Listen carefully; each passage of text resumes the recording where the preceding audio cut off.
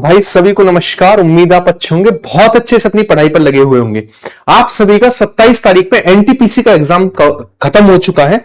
अब एग्जाम के बाद सबसे बड़ी दिक्कत है कि हमारे भैया इतने मार्क्स बन रहे हैं, इतने कम है, इतने ज्यादा हैं। उन चीजों को समझिएगा, एक कंसेप्ट बड़ा क्लियर रखिएगा। कम मार्क्स वाले भी सिलेक्शन ले गए क्योंकि उनने धैर्य रखा और नॉर्मलाइजेशन का वेट किया। आज मैं इन्हीं चीजों को लेकर बात करने वाला हूं कि हाई कट ऑफ रियल में हाई नहीं होती है, बल्कि उसके पीछे कई कारण होते हैं जो उसे हाई बना रहे होते हैं। वास्तविक नंबर वही होते हैं 75 70, लेकिन ये नॉर्मलाइजेशन के बाद हाई कट ऑफ बनाते हैं। तो आज इन्हीं चीजों को लेकर डिस्कशन करेंगे। इसके अलावा जो चैनल पर नए हैं, अभी जिनका एनटीपीसी अंडर ग्रेजुएट का एग्जाम है, वो स्टूडेंट बड़े गौर से समझेंगे। मैंने आप सभी के लिए बहुत अच्छी अच्छी क्लासेस डाल रखी हैं। जैसे मैं आपको खुद बताता हूं, जैसे करंट अफेयर 6 घंटे का कल डाला था मैंने, ये कंप्लीट करंट अफेयर मैंने डाल रखा है। और देखो, एक क्लास में 8-8 10-10 टॉपिक मैंने आपको करा रखे हैं। यानी आप अगर एनटीपीसी अंडर ग्रेजुएट में इन क्लासों को कर गए तो मैं आपको विश्वास दिलाता हूं, आपको बिल्कुल ऐसा ही पेपर मिलेगा जैसे मैंने क्लासेस में कराया है। इसके अलावा मैंने आपको 3 बेहतरीन क्लासेस चैनल पर दी हैं। वो 3 बेहतरीन क्लास है 19 घंटे की क्लास, एक है 25 घंटे की क्लास, और एक है हमारे पास कंप्लीट लूसेंट 20 घंटे की क्लास। यानी लगभग 60 से 65 घंटे का जो कंटेंट है जीएस का, इसमें 6000 प्लस क्वेश्चन कवर किए हैं। अगर आप इन्हें अच्छे से करगे तो मैं इतना यकीन दिलाता हूं, अंडर ग्रेजुएट का एग्जाम आपका है, आप बहुत अच्छा स्कोर करके आने वाले हो। तो अभी से जिनका एग्जाम है वो वीडियो को लाइक और चैनल को सब्सक्राइब कर लेना, क्योंकि इससे बेस्ट जीएस का प्लेटफॉर्म कुछ भी नहीं हो सकता जहां पर कम समय में बेहतरीन कंटेंट आपके लिए दिया जाता हो।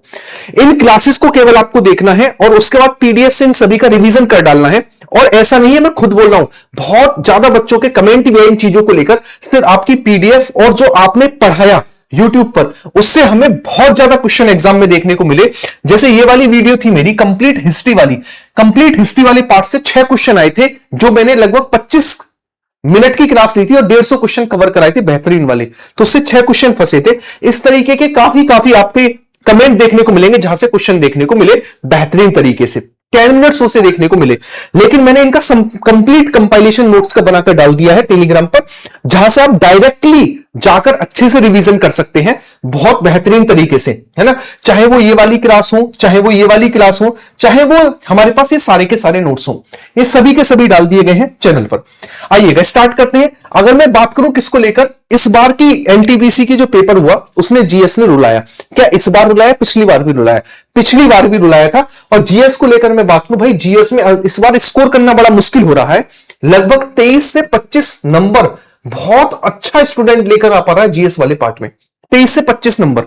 और मैं बात करूं कट ऑफ कम जाने का रीजन क्या रहेगा, वो केवल जीएस रहेगा। अब मैं कहूं कट ऑफ कम जाएगी, बहुत कम जाएगी, नहीं, पिछली वाली एनटीपीसी से लगभग बराबर के लेवल की कट ऑफ इस बार भी रहेगी, आप इतना याद रखिएगा।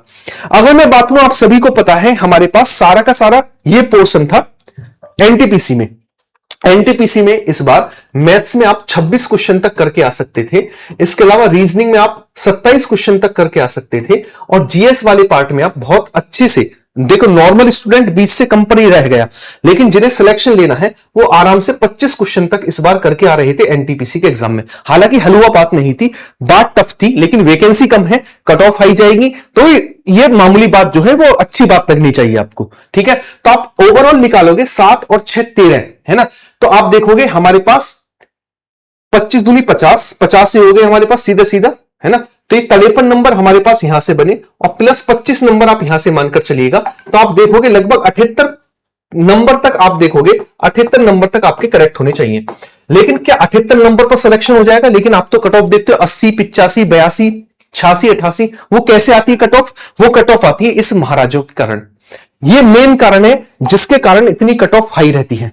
क्या मेन कारण है? अच्छा, नोट्स को लेकर अगर किसी को डाउट है तो आप यहां पर मैसेज करके नोट्स ले सकते हैं, ठीक है, चलिएगा। अगर मैं बात करूं सबसे बड़ा कारण क्या आता है नॉर्मलाइजेशन का, वो कारण ये आता है, नॉर्मलाइजेशन जो है ना हमारे पास 2 फैक्टर निभाता है। एक फैक्टर हमारे पास है, मान लीजिए आप किसी के 60 से लेकर 70 तक क्वेश्चन बन रहे हैं, है ना, और किसी के बन रहे हैं हमारे पास 85 से लेकर 80 से लेकर 85 के बीच। क्या मैं ये कह दूं ये वाला कंफर्म सिलेक्शन होगा? और क्या ये मैं कह दूं ये वाला कंफर्म है कि सिलेक्शन नहीं होगा? आपके लिए बिल्कुल गलत बात है। कुछ भी चीज सच नहीं है।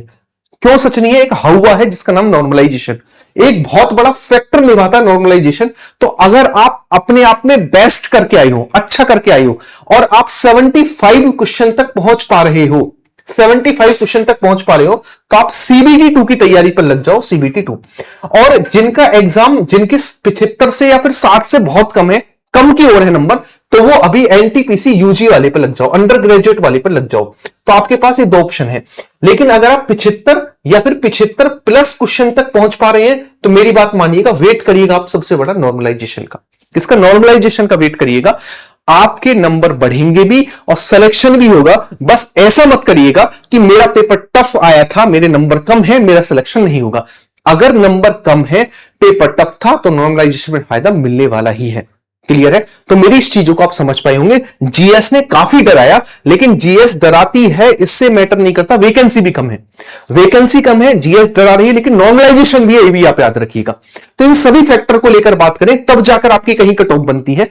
तो ये चीज आप याद रखिएगा। तो आप लगभग 70 से 75 के बीच हैं, तो आप बहुत अच्छे से, है ना, बहुत अच्छे से आप जो है इसकी तैयारी कर सकते हैं, सीबीटी 2 की। और इससे कम है तो वो इस चैनल पर जाकर बहुत अच्छे से, मैंने जो कंटेंट आपको पढ़ाया, देखो लाइव क्लासेस में मैंने आपको बहुत अच्छे अच्छे टॉपिक कराए, 1 साल की करंट अफेयर, है ना, 300 क्वेश्चन करंट अफेयर के कराए थे, और जो एनालिसिस हुआ था उसका कराया था। इसके अलावा आप सभी को पता होना चाहिए कि मैंने जो है ना, जो एनटीपीसी के भी एनालिसिस हुआ था ना, उसकी पीडीएफ कंप्लीटली डाल दी है।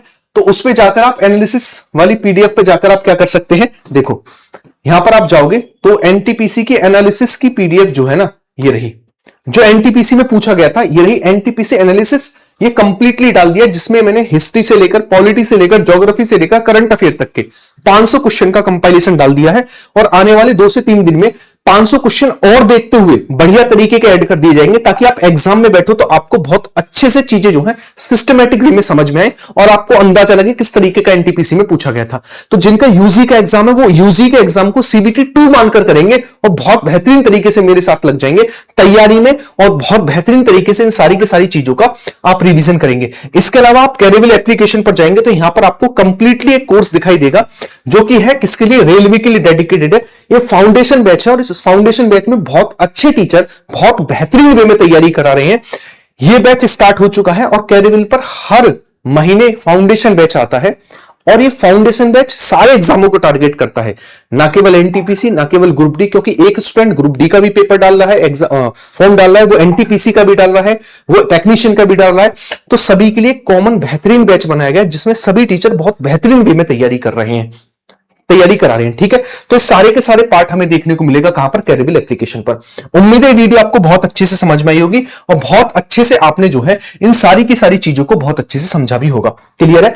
तो मिलेंगे नेक्स्ट क्लास में। आप बताइएगा आप सभी को कैसी लगी कट ऑफ वाली वीडियो। बिल्कुल भी परेशान मत होइएगा, होपलेस मत होइएगा, अच्छे से ज्यादा वीडियो को शेयर करिएगा, और अपना कमेंट बॉक्स में जरूर नंबर शेयर करिएगा कि आपके कितने नंबर बन रहे हैं। ठीक है, ख्याल रखिएगा। बाय बाय, टेक केयर, जय हिंद सभी को।